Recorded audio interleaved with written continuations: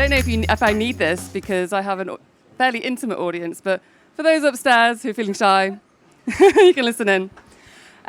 Okay, thank you very much for joining us this afternoon. We're here for two purposes. The first one is to listen to these extraordinary panelists and our jury for the Creative Awards for their perspective on some of the key themes that exist in creative today, but also to award some of our most impressive work that has been the result of partnerships with our advertisers at Teads Studio. And yeah, we're really excited to talk you through all of that. But before I begin, I should probably introduce myself, actually. I am Sophie Evans. I'm the Creative Strategy Director at Teads Studio. So my work is about supporting our advertisers to maximize their investments through the best possible creative executions at Teads. And I'm joined by an amazing panel.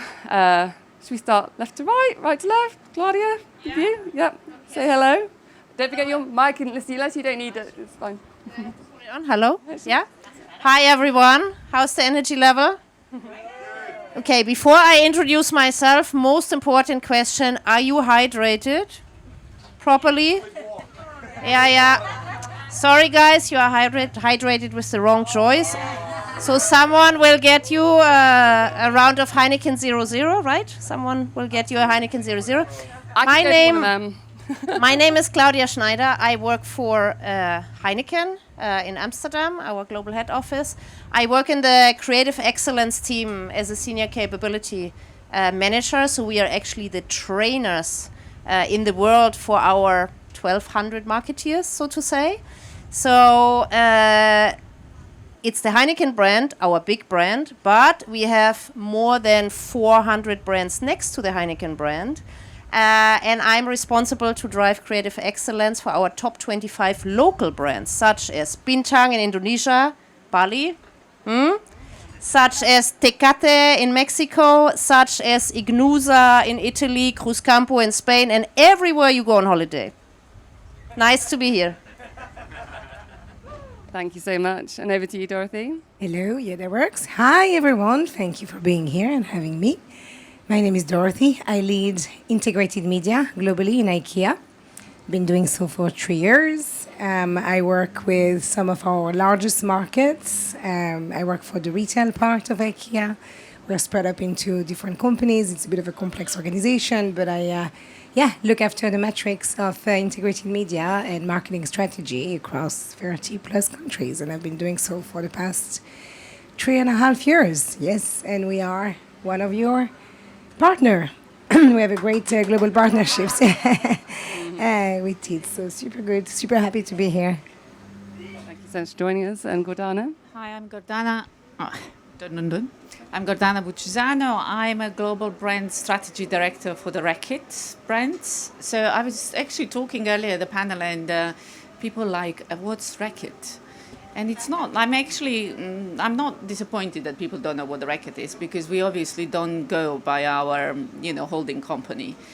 But I don't think there are people here that don't know what the Reckitt brands are. But I'm just going to remind you, they are very complementary to what Dorothea does. So when you go on a holiday and you have your Heineken, when you don't forget to take your Dettol, Durex, Strepsil, Gaviscon you might need, right? So I look after those nine power brands. My job is to ensure that I grow our power brands. We operate across every single market globally, and our brands are the brands that you grow up with, right? So Varnish, Finish, Strepsil, Gaviscon, Durex, as I said, let's not forget to talk about sex. And it's my pleasure to be here. Thank you so much for joining us. So we have a vast array of experience and expertise on the panel. And for our first topic of the afternoon, we're going to discuss creative strategy. So I want to come to you first on this. How are you using data to fuel creativity and decisions in that space? And can you give us an example of any tensions that come up in this space for you? Yes, it's a great question. First of all, I'm really delighted that we are talking about creativity, and that we are focusing on this panel as well on the creative, because every single, I think, panel that I had been part of there so far, we were talking about AI and AI only. So although obviously that's something that's really pertinent, and we for the next, I believe, for another 100 years we're going to talk about AI or versions of AI, I'm glad to talk about creativity. For us, data, I'm part of data-driven marketing team. As a Reckitt organization, our brands are the most powerful tool and that we have in our portfolio, and our brands lead with a trust and equity. So what's really, really important for us is that we base our creative expressions in the data. But that's through the lens of that we really need to trench all of our conversations in the creative space in terms of trust and a value exchange. So data help us to understand what trust means. We look at the data from the creative perspective, as in, I need to understand what is it that our consumers seek for, what's the meaningful value exchange that they need from us, and most importantly, how do we ensure that this data, because you can't buy trust, you earn a trust. And data helps us to be systematic, data helps us to be truthful, data helps us to stay in our swimming lanes as well. So we don't want, by no means, as a brand, to claim something that we are not, right? So it's really important to understand what these data reading help us to understand what is it that they expect from us, what they need from us, and how do we then come back to them with a meaningful expression. So I don't think we can do anything anymore without those sort of data sources. How you get them and how you obtain them and how you measure, therefore, on the back of that, how you use the data to go back and integrate that into Loop is another question, which is way more complicated. Very complicated question. I'm challenging you to to tackle it. So, I mean, one of the things that we do at Teads with data is we pre-test and we learn an awful lot. And we learn a lot about our audiences and what they read and help that inform creative decisions as well. And that's also being fueled massively by AI, how we can do that more quickly. And I was wondering how AI and that kind of those creative data points are helping inform your choices and decisions making when it comes to storytelling. Anyone? Yes. So I suppose in IKEA, one of our very strong value is really working together. Togetherness is something that we really want to do, and that we do in exhibit every day.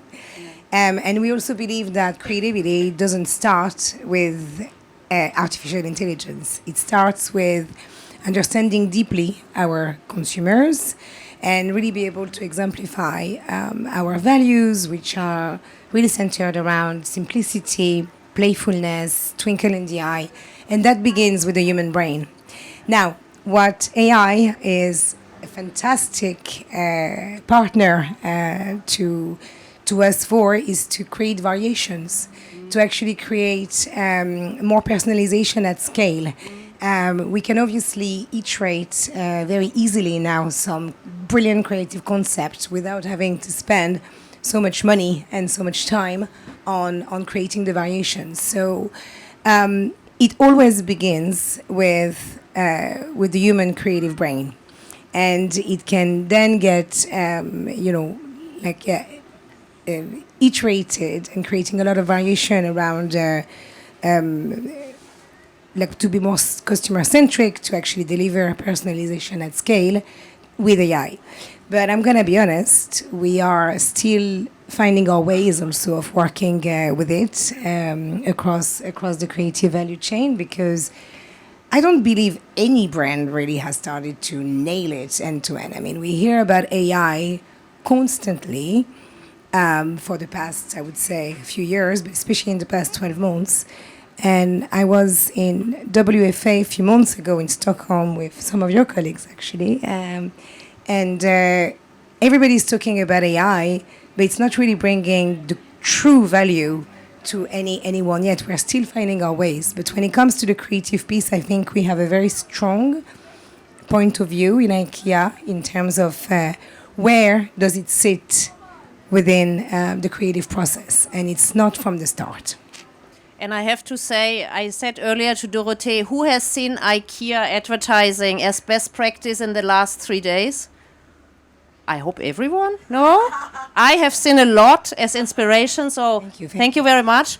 But I think this is really, we shouldn't look at it as silos. There's AI that is an enabler, and there's creativity, which is the other part of it, right? And in Heineken, we talk about art, science, and courage. So AI is which part? The science part, obviously. The art is the creativity and the creative excellence and the gut feel and I always say the goosebump check when you do stuff, but also the courage. And I want to pause for a second because we didn't shed light on this one yet. The courage is what we are doing together with Teads. Because in Heineken we say, let's go for it. We don't really know and maybe it goes wrong. And they say, hey, we have a great idea. Sometimes it goes well, sometimes not. Test and learn, quick. And if something works well, then we put more media money behind it. So the courage part is also for us one of the 3 elements to make great creativity, supported by AI, generate growth, and eventually sell more beers. If you help me, drink them. Beautifully put, and thank you for your input on this. And now we come to our shortlist and our bronze and silver winners before we reveal the gold. So the best creative strategy is we had a shortlist where we were assessing the input, the ideas, what went into the optimization, what informed the optimization. And in our bronze position, we have Sephora, who leveraged 3D across all of their creative on CTV, in-stream, home screens, and across all of their mobile activations with Teads, versus a phase previously without 3D, based in the insight that 3D supercharges attention. And we did see incredible uplifts in their results when the 3D was applied. So we awarded them the bronze. Silver went to Heineken. Congratulations. So this was the result of, a year-long study into the best practices of the CTV home screen, which is a new real kind of creative frontier that we are working together to understand the potential of. And what we awarded Heineken for the silver is putting those best practices that we discovered into practice and seeing triple-digit lift versus the non-exposed group on message association for this particular piece of creative. So congratulations to our bronze and silver. And Dorothy, I'm coming to you to announce our gold winner and why the panel awarded them. Yes, and the gold winner is Asahi. And the reason why, yes, well done. The reason why we chose it is because they managed to create an incredible focus on creating attention, and they dilute without diluting the message, but they created so many different variations of it in a really seamless way, and we were really impressed with the focus that they've been managing to put on earning attention, and also got really impressive results on that front. So. It was excellent. Congratulations. So congratulations to Asahi. Thank you for our panel for you're awarding them and paying attention to the work they have done. So thank you. And that brings us to the next section, which is hang on, I'm pressing lots of buttons. There we go. Our next award is for the best full funnel or multi-channel orchestration. And this is reflecting how Teads has evolved as a business over the last couple of years. So we are now, of course, a true full funnel solution, and we operate across multiple screens. And therefore, how we are delivering that creatively is worth acknowledging too. So in this category, that is what we will discuss. And I want to first of all come to you, Dorothy, to ask you, from your perspective and your experience, what are the challenges in an organization around delivering full funnel campaigns, and what priorities do you have in place as well? Yes. Well, it sounds a little bit boring, perhaps, but one of the main challenges that we have and that we are working very hard on is the usage of data. In order to properly do full funnel and be able to target and create a customer experience as well, because this is really how we see media and marketing in general is an extension of the brand experience. We need to have the strong data foundation. we've built new capabilities, or we are building now new capabilities. We have set up a real-time CDP, and we're going to be able very soon to, we're working with Adobe, we're going to be able very soon to start orchestrating our campaigns through paid and owned media, thanks to the Adobe capabilities as well. And it really begins with this strong data foundation. We have 200 million IKEA family member, which is a really large loyalty program, to say the least, which gives us also heaps of data and understanding of what our consumers are actually at in terms of life stages, but also what is most likely going to be their next need. And utilizing this data in a privacy-safe way across owned and paid and earned media requires a little bit of discipline when it comes to governance between the teams, because on top of the data piece, we also need to have coordination between our efforts. And like many other companies, whatever is happening on the website or app or CRM are sitting in different parts of the organization than the media, the paid media team. So it requires efforts in terms of governance.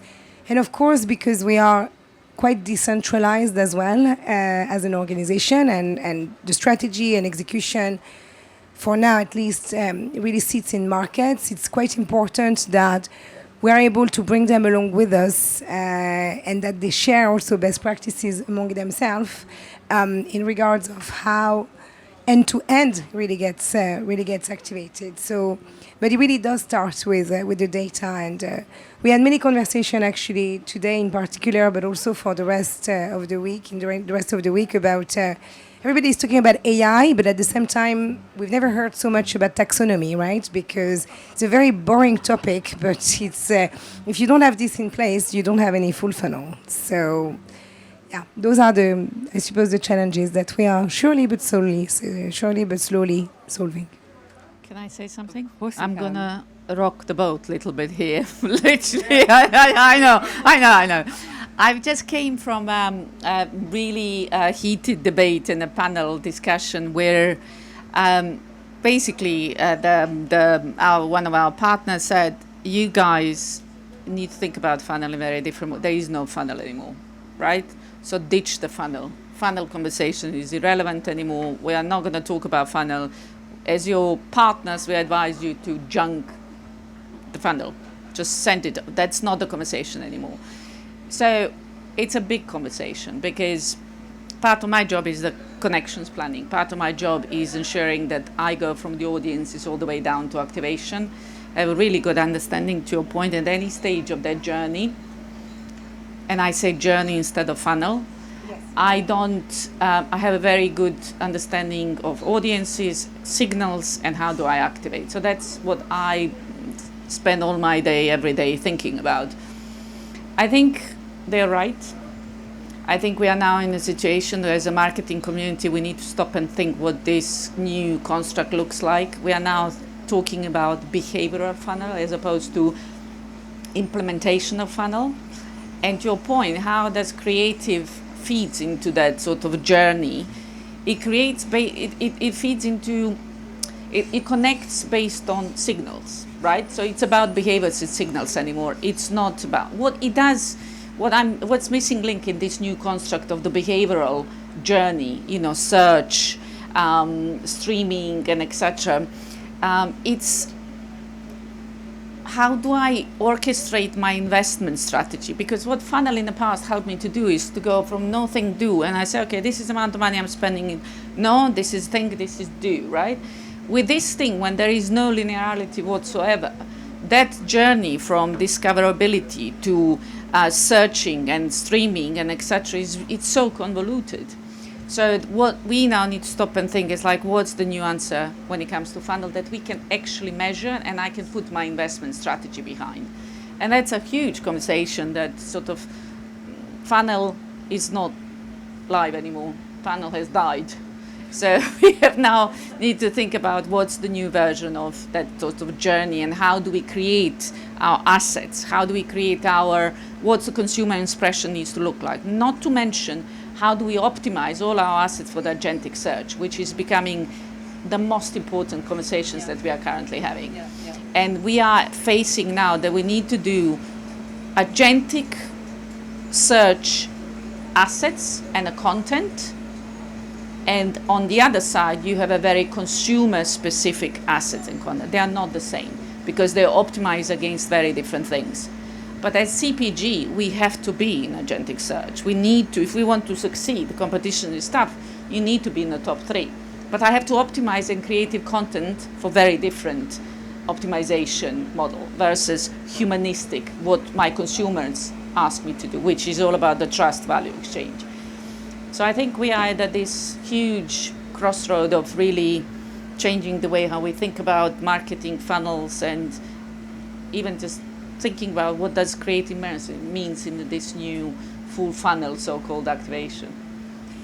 Before I give the word to Claudia, I feel like I just need to answer to this, because I don't disagree with you, actually. I also trust that the consumer journey is not linear, and awareness and purchase can happen all at the same time. Discoverability and conversion can happen all at the same time. This being said, I think it depends on the category as well that we are operating against. And of course, when we are thinking about buying a kitchen, this is not something that's going to happen within one click.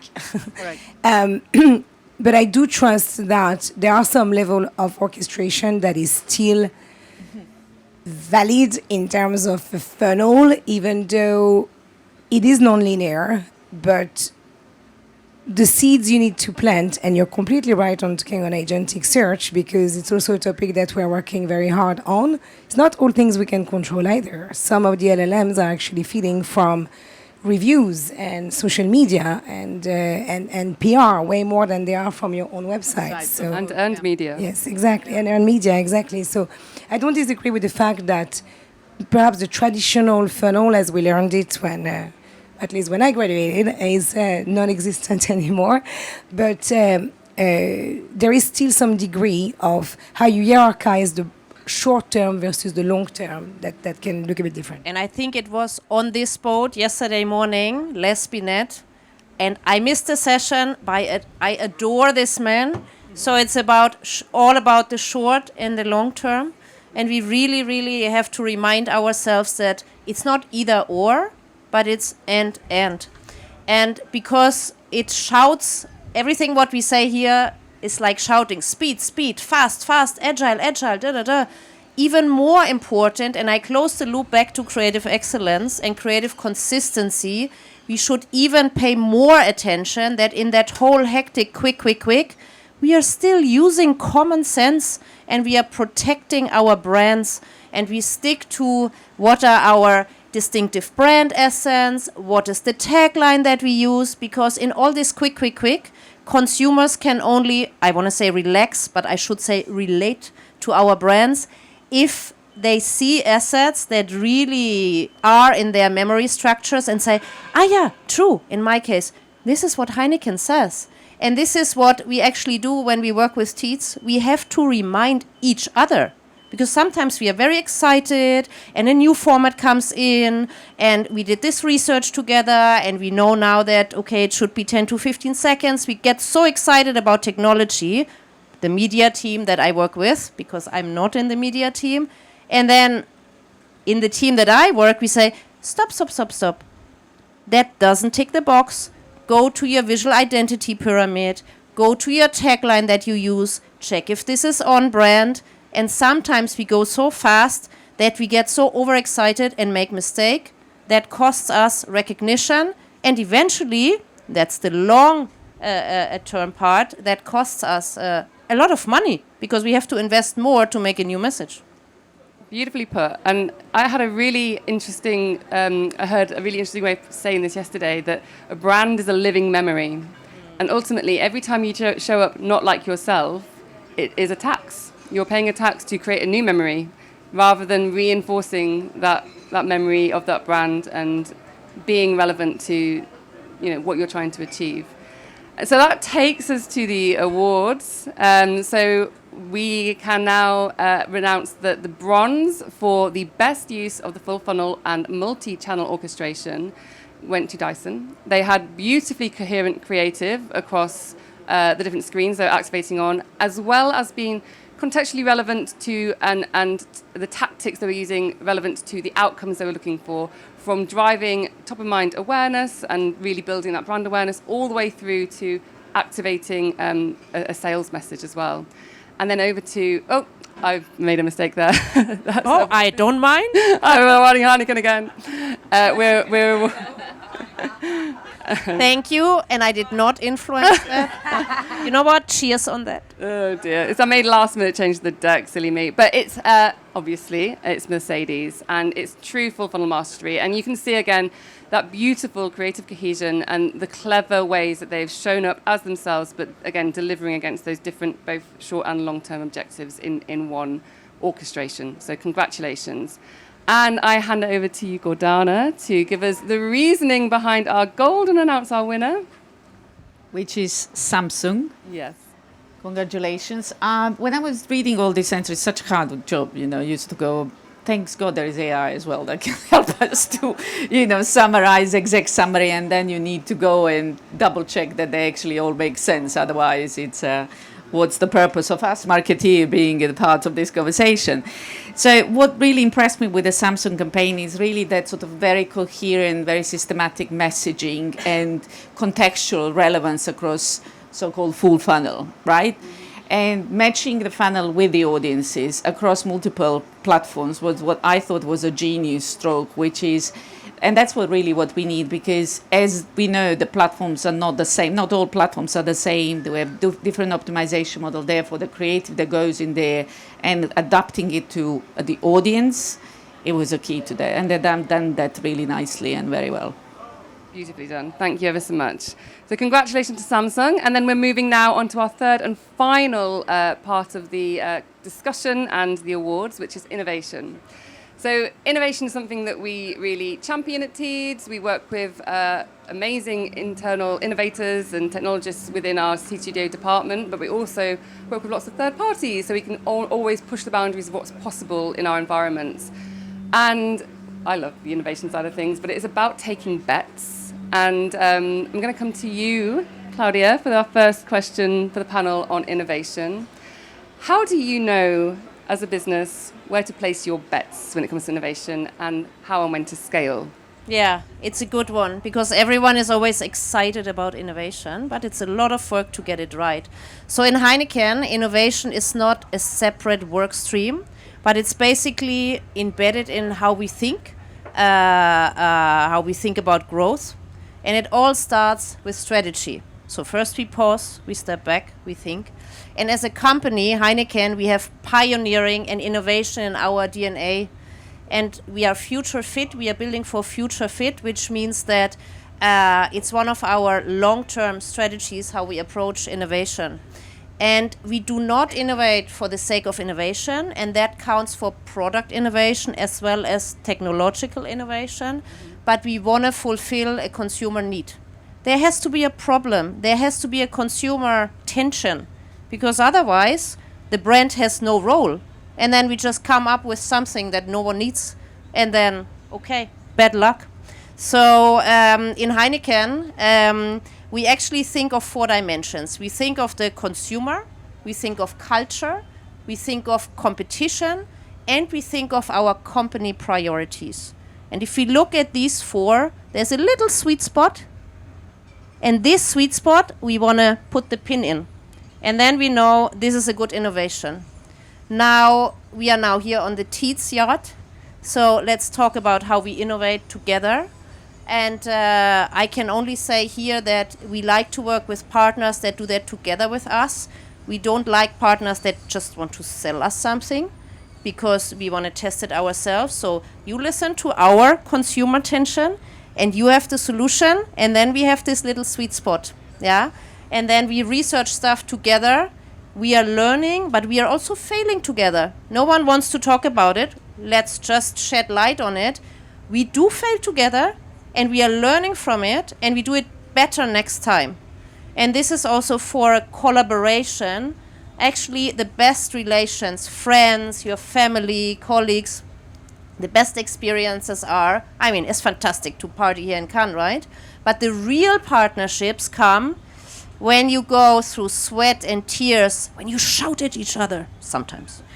So when you go through stuff that doesn't always work well, and then we said, okay, the media partner says, okay, we wanted to try that with you. We learned that this doesn't work. So let's try it again. And we said, it's okay. Remember that courage part in art, science, courage. We also give the psychological safety to our media partners, to our agency partners, where we say, if we want to be courageous, okay, we have to do this together. We give that safety, because otherwise we don't get to creative excellence. So closing the loop again, product innovation, media channel innovation, new format innovation. Yeah, something great comes out when there's a true pain point, and then we apply, and you will get a board of this one, creative consistency, and then we have the very sweet spot that will land into something that consumers really appreciate, value, and makes them convinced and buy our product again and again and again. Can I just add, that's music to my ears. I wish we had the same approach to innovation, but we don't. I don't think we do. The reason why we don't, it's not because we don't want to be courageous, because our category is a health and hygiene. And we have to be, before we engage into a pilot, any new product launch, we have to be very, very, very firm and very sure that what we are launching out there, whether it's a product, whether it's even the way how we express ourselves, what the value claims are so entrenched into research, validations, not to mention how many things we can't say because of our category, right? There is all this regulation. So I think, look, we dream of the world where we can be courageous and where we can be, but the reality of life on our side, we really need to be very, very scientific and driven by the proof points before we can do anything. So the test and learn part of it takes years and years and years, a decade in some situations, in order to really launch the real innovation. So you have to be very patient and very creative. So the courage, yes, but controlled courage. Yeah, absolutely. And I don't want to come across like this is easy peasy. It's a long journey, but it also needs leadership that supports that. But it also needs empowered colleagues and agency partners and media partners that say, sorry, didn't you say in the last general manager conference that we should be more courageous? Well, now I am, and now I get in trouble with you. Hold them accountable. And our big bosses keep saying what they are dreaming about, but if no one disagrees, then they talk about keep dreaming, but then in reality it doesn't happen. So we have to bring the reality and the dream to something realistic, another sweet spot. We have to bring that together. Anything to add? Nicely said. Yeah, I think, when it comes to innovation, it is about bravery, and it is about trust, and it is about partnership. I'd like to know, from what you saw when you were judging the category of innovation, was there anything that sparked your interest that you wanted to try yourselves with your brands? No?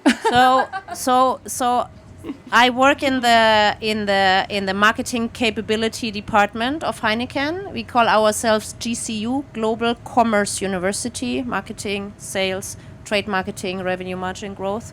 And in my role, it is my obligation, but also my passion, to share best practice cases with the wider company.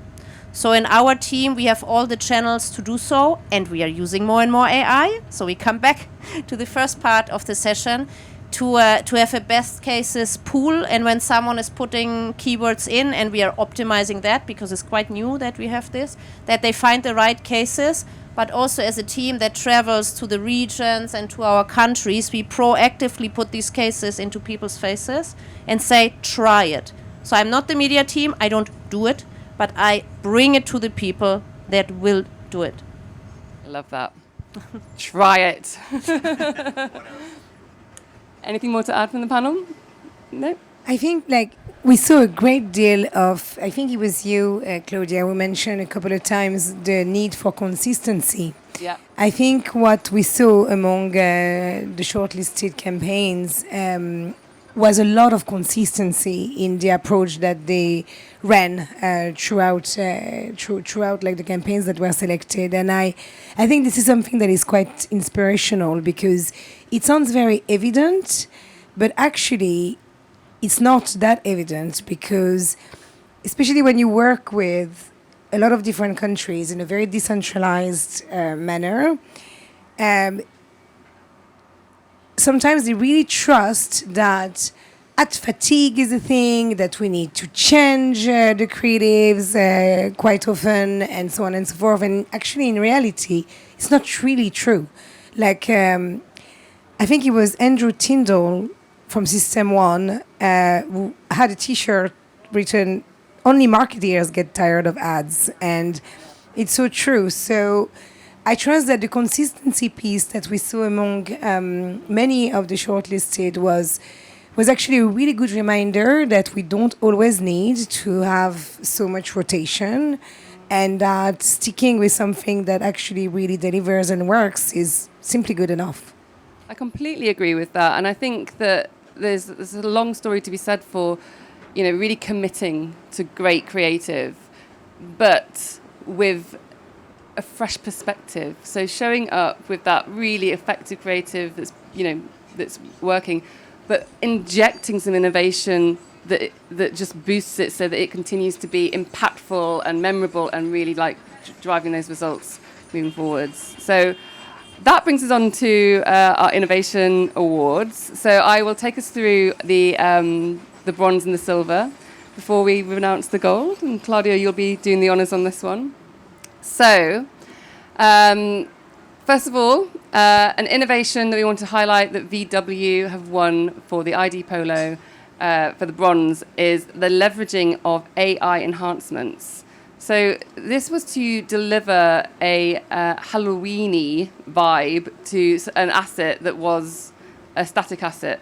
And they were tasked with just see what you can make work. And you can see we have this kind of fake article effect, and this creepy ant appears, which has been delivered with the assistance of some amazing AI tools, as well as having that what we know works, the brand showing up as itself, and of course the responsive element in the slow scroll. So we loved that, and thank you for awarding the bronze to VW. In silver, and this is something I think we can maybe have a quick pause on and discuss a little bit before we go on to the gold as well. If you've got a moment to discuss creators, which has been a big buzz of Cannes creators this year. So what we have done with Loewe here is what I am now terming social maxing. It's our imprint format, which they pioneered. It's taking creative from multiple different social platforms and putting it into, of course, this kind of interactive mosaic experience, which is delivering lots of value for that creator content in our new premium spaces, giving it more reach, giving it more life, giving it an innovation and a life beyond the scroll. So just on creators, is this something that you're thinking about, how you can maximize that? Because the creator content has got huge value, and how can it live beyond those platforms? Is there anything you're exploring there? Sure, I can maybe start just very briefly. Again, I was actually attending yesterday a session which was organized for us by one of the partners, and they were we're talking about the role of creators and influencers in health, right? Which is obviously the category. So 3 out of 4 purchases now in health happens through recommendation coming from creators or influencers, which is shocking. If you think about that, I mean, in the past, you would go and check if you're in UK, you would scrape the information from NHS, right? That's where the information, the truth, or validation is come from validated, official, formal sources of, information that guides us what's right, what's wrong, which claims are correct, and etc. Now we have completely flipped the model. So 3 out of 4, for example, in the Reddit, there are those massive communities where people genuinely believe more in what is happening in a creator space and what they are saying, influencers versus formal and official, and why. And this is really interesting. In spaces which are where you still have some moderation, so there is some sort of level of trust and truth behind it, people come to these spaces looking for genuine experience, right? I have this health problem. This is my challenge. I need help, right? Whether it's, I don't know, whatever and people respond to you from their own life experiences. So you are much more relating to that story, and you find the solution to that because it talks to you as a human being, right? It addresses your human challenge, but expressed in human terms, as opposed to us as a brand coming to them, giving them sort of some scientific formulation behind the products and etc., which used to be the part. So for us, the challenge is how do you first moderate the space where you don't end up being part of the solution where you shouldn't be the part of the solution. So if Gaviscon is not there to cure the cancer, right? So Gaviscon is there for indigestion. So we have to, for us, it's a massive conundrum. It's to help us. That's a huge opportunity. But in the same time, wow, we really need to control this space. But how do you control consumer feedback and the communities which are so vocal and people listening to that? Maybe I have an answer to this one, Gordana, Perfect. because Please, you say you are shocked about that. I find it actually human. I attended a lunch panel on exactly this topic. Funny enough, we didn't talk about that up front. But so first of all, I feel like the role of creators this year is massive. All of a sudden, we have a lot of creators here. We have a lot of talks about it. But what my big takeaway from the lunch session is that creators are the most trusted voice for consumers. And actually, in that panel, there were also a couple of creators talking how we, as brand teams, treat them. And there was the Instagram, someone from Instagram also there, saying, guys, if you just want to have a short sales uplift, you pay a little bit cash there. These people are really relying on us. Then you get a short term uplift, but nothing really happens. But if you help to find, and if you invest time in finding the right people that also represent your brands, and then you engage in a long-term partnership, beautiful things come out of that. And the way they do it, and I love that, and I have to think what we do about that in Heineken. They were asked for what is the magic formula here of success. It's basically, they say we look at 3 values of the brand, at 3 values of the creator, and if there's a good overlap, it's a match. Wonderful, a match. It's like Tinder. Thank you very much. I'll go back with a solution. I did spring that question on you guys, so thank you for indulging me, because I was just genuinely interested. I've been hearing so much about creators this year and just wanted to see your views, so thank you for that. And I guess now is a good time for us to look at the gold winner for innovation. So I turn over to you, Claudia, to discuss. Da-da-da-da. So the winner of the innovation category in Teads 2026 is Louis Vuitton. And not because we are in France, and not because we are in Cannes. No, because they have delivered the innovation that we, as a jury, the 3 of us, really thought it's the best example, and it's something that I will definitely share with the rest of the marketeers, at least in the Heineken world. So it's augmented reality, and I will not throw KPI at you now. I just want that you look at it. Because let's play consumer, let's not throw numbers. Isn't it amazing? I'll do it So one they more use, time. it was moving before, right? Yeah. Okay, let it move again. Augmented reality. And then you can try your lipstick on. Does it work in this moving thing? It will work. I had to start the video again, but we're going to Yeah. carousel. So basically, you can apply, here we go. Autorisé, s'il vous plaît. Yeah. So augmented reality, you put your own face in there. You can try different lipstick colors. You click on it, and you can buy it right away. Okay, at least all the ladies, are we convinced? I'm convinced. Absolutely. And yeah, it convinced us, obviously, also from the numbers that I'm not calling back now. But I just want to say as a last sentence, they transformed passive readers into active product testers. And we all know once we are convinced, and this is just the ad is the entrance to the experience. And once we buy it, and the most important P out of the 4, the product, let's not forget that, convinces us, we will stick to this, right? Okay. Thank you so much. Beautifully put. So, congratulations to Louis Vuitton. Congratulations to all of our shortlists and all of our winners. And thank you to my amazing jury. Before we finish things off, I'll have one last quick-fire question to each of you. From all of the things we've discussed today, do you have a top tip that you would like to impart to our audience? I have a very practical top tip, not very sexy, but this is how I leave this beautiful little city. I'm writing down things that inspire me. I try to keep it very short. I put it in my notes with some pictures.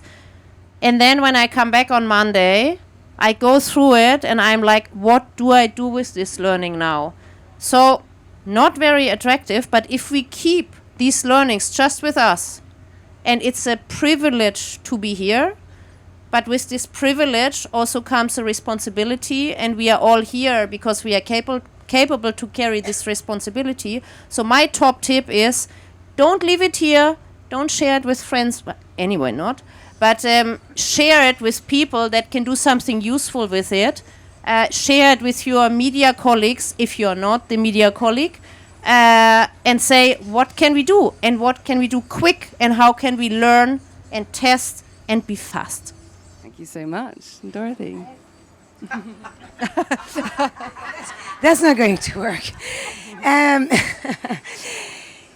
I love it. And I actually would double down on what you said and suggest that you actually use AI with your real problems and all your inspiration to suggest some quick use cases or application, and of course to share it with your teams. Absolutely. But yeah, the number one maybe other tips that I would give is, I'm media, so I'm very data driven in what we do, and I trust that some also of the work that we've done with Teads this year and the previous years is really doubling down on attention measurement, and with you guys, but also across your media mix, because it is becoming such an important metric that go beyond the traditional ones, and something that can really create some differentiation. So this is definitely something I will explore myself. Thank you so much. I don't have tips. I ran out of tips now. It's Wednesday afternoon. I think I'm struggling with the tips now. What I think it's really important to me when I go back, I'm going to say to my guys and my team and it's like, I think when I coming here, I have to say I was a little bit fearful because all the talk of AI and there is a lot of like, oh my God, are we all going to lose a job, and what's happening with our future, how much AI is going to take over our industry. I genuinely feel that I think we have a bright future. So I leave with a tip of being positive, because I think as much as AI is a machine to support us, as I said, it's one of the biggest things after Industrial Revolution. I live positive because I think that human aspects of what we do for living every day, it's not going to replace us anytime soon. So I don't have tips. I just don't leave the category, don't leave the industries. I think let's keep fighting. That's my... That's a wonderful, very positive final thoughts. Thank you very much. Thank you, all of you, for all the time and energy you've invested in the judging of the jury, of the finalists, and being here today and sharing your amazing insights and expertise with all of us. And for now, let's applaud our jury and have some drinks. Thank you, everybody.